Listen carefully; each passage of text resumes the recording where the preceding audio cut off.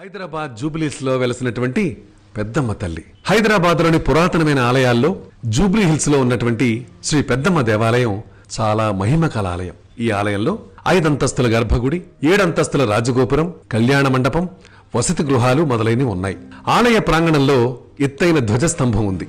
ధ్వజస్తంభం వద్ద రూపాయి బిళ్ళ పడిపోకుండా నిలువుగా నిలబడితే మన మనసులో అనుకున్న కోరిక నెరవేరుతుందని భక్తుల నమ్మకం. ఇక చరిత్ర గురించి చూస్తే పెద్దమ్మ గుడి ఎన్నో సంవత్సరాలుగా జూబ్లీ హిల్స్ లో ఉండగా 2000 సంవత్సరం నుంచి దీని ప్రాచుర్యం చాలా బాగా పెరిగింది. అమ్మవారు పూర్వకాలం నుంచి గ్రామ దేవతగా పూజలు అందుకుంటూ ఉండేది. పెద్దమ్మ తల్లి కోరితే వరమిస్తుంది, మొక్కితే కరుణిస్తుంది. ఈ ఆలయంలో కాలు పెట్టగానే నిశ్చింతగా ఉంటుంది. ఇక పురాణం. మహిషాసురుడనే రాక్షసుడు ముల్లోకాల్ని పీడించేవాడు, యజ్ఞయాగాదుల్ని నాశనం చేసేవాడు, ఇంద్రాదులను తరిమి కొట్టేవాడు. త్రిమూర్తులు కూడా ఆ ధాటికి తట్టుకోలేకపోయేవారు. పాహిమా